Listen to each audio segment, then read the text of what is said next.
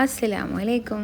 ഇന്ന് നമ്മൾ ഒരു ഈസി ആയിട്ടുള്ള നല്ല ഹെൽത്തി പ്രോട്ടീൻ റിച്ച് ആയിട്ടുള്ള ഉണ്ടേൻ്റെ റെസിപ്പിയും കൊണ്ടാണ് വന്നിട്ടുള്ളത്. അപ്പോൾ അത് തയ്യാറാക്കാനായിട്ട് നമുക്ക് ഇത്രയും ഇൻഗ്രീഡിയൻസ് വേണം. അപ്പോൾ ആദ്യം നമ്മൾ വെളുത്ത എള്ള് ഇവിടെ വറുത്ത് വെച്ചിട്ടുണ്ട്.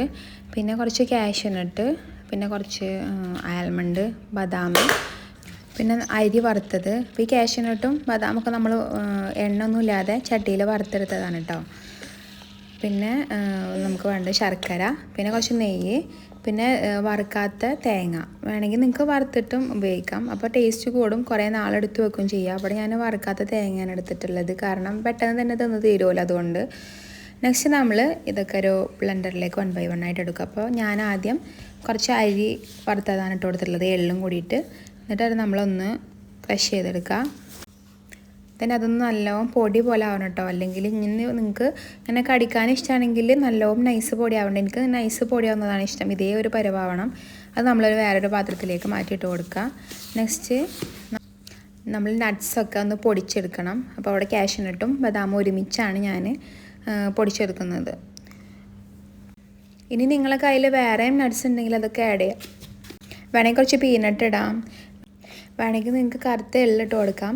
അതുപോലെ തന്നെ നമ്മൾ സൺഫ്ലവർ സീഡ്സും പിന്നെ പംകിൻ സീഡൊക്കെ വേണമെങ്കിൽ ഒന്ന് വറുത്തിട്ടിട്ട് കൊടുത്താൽ നല്ല ഹൈലി പ്രോട്ടീൻ ആയിട്ടുള്ള ഒരു ഹെൽത്തി ആയിട്ടുള്ള ഒരു ഉണ്ടായിട്ട് നമുക്ക് കിട്ടും. നെക്സ്റ്റ് നമ്മളെല്ലാതും ഇപ്പോൾ പൊടിച്ച് കഴിഞ്ഞിട്ടുണ്ട്. അതിലേക്ക് നമ്മൾ വറുക്കാത്ത തേങ്ങ ഇട്ട് കൊടുത്ത്, പിന്നെ മെൽറ്റ് ചെയ്ത് വെച്ചിട്ടുള്ള ശർക്കര ഇട്ട് കൊടുത്ത് കഴിഞ്ഞിട്ടുണ്ടെങ്കിൽ കുറച്ച് നെയ്യും ഇട്ട് കൊടുക്കുക. നെയ്യ് ഒരു അറൗണ്ട് ഒരു 2 ടേബിൾ സ്പൂണോളം ഇട്ട് കൊടുക്കുക, അല്ലെങ്കിൽ മിനിമം 1 ടീസ്പൂണെങ്കിലും ഇട്ട് കൊടുക്കണം. അപ്പോഴാണ് ആ ഒരു നല്ലൊരു ടേസ്റ്റ് വരിക. പിന്നെ എല്ലാതും കൂടി കമ്പൈൻ ആകുമ്പോൾ ഒരു നല്ല സോഫ്റ്റ് ആവും ചെയ്യും കേട്ടോ. ദെൻ നമ്മൾ കൈ യൂസ് ചെയ്തിട്ട് തന്നെ അത് കുഴച്ചെടുക്കണം. സ്പൂൺ യൂസ് ചെയ്തിട്ടൊന്നും ഒരു കാര്യമില്ല. കൈ കൊണ്ട് ഇതേപോലെ നല്ല ഉടച്ച് എല്ലാ ഭാഗത്തോട്ടും ഈ ശർക്കരയും അതുപോലെ തന്നെ ഈ നെയ്യും തേങ്ങയൊക്കെ എത്തുന്ന രീതിയിൽ നല്ലോണം ഒന്ന് കുഴച്ചെടുക്കുക. കുഴച്ച് ഇതുണ്ടാവും ഇതേപോലെ ഒരു പരുവാവുന്നത് വരെ നമ്മൾ ശർക്കര എഴുതി കൊടുക്കണം കേട്ടോ. അപ്പോൾ ഞാൻ ഇതിൻ്റെയൊക്കെ മെഷർമെൻറ്റ് ഡിസ്ക്രിപ്ഷനിൽ എഴുതി കൊടുക്കുന്നുണ്ട്.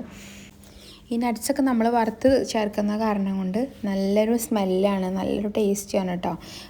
പിന്നെ ഇത് നമുക്ക് ഫ്രിഡ്ജിൽ സൂക്ഷിച്ച് വെച്ചിട്ടുണ്ടെങ്കിൽ കുറേ നാൾ ഉപയോഗിക്കാം. പിന്നെ തേങ്ങ വറുത്ത് കൊടുക്കാത്ത കാരണം കൊണ്ട് പുറത്ത് വെക്കരുത്, പൂത്ത് പോകാൻ ചാൻസ് ഉണ്ട്. അപ്പോൾ കുറേ ദിവസം വെക്കണം എന്ന് ആഗ്രഹിക്കുന്ന ആൾക്കാർ ആ തേങ്ങ ഒന്ന് വറുത്തിട്ട് ഇതിൽ ആഡ് ചെയ്യുക. ബാക്കി എല്ലാവരും നമ്മൾ വറുത്തതാണ്. അപ്പോൾ നല്ല ഹെൽത്തി പ്രോട്ടീൻ ടേസ്റ്റി ആയിട്ടുള്ള ഒരു സ്വീറ്റാണ്. എല്ലാം ട്രൈ ചെയ്ത് നോക്കുക. ബൈ.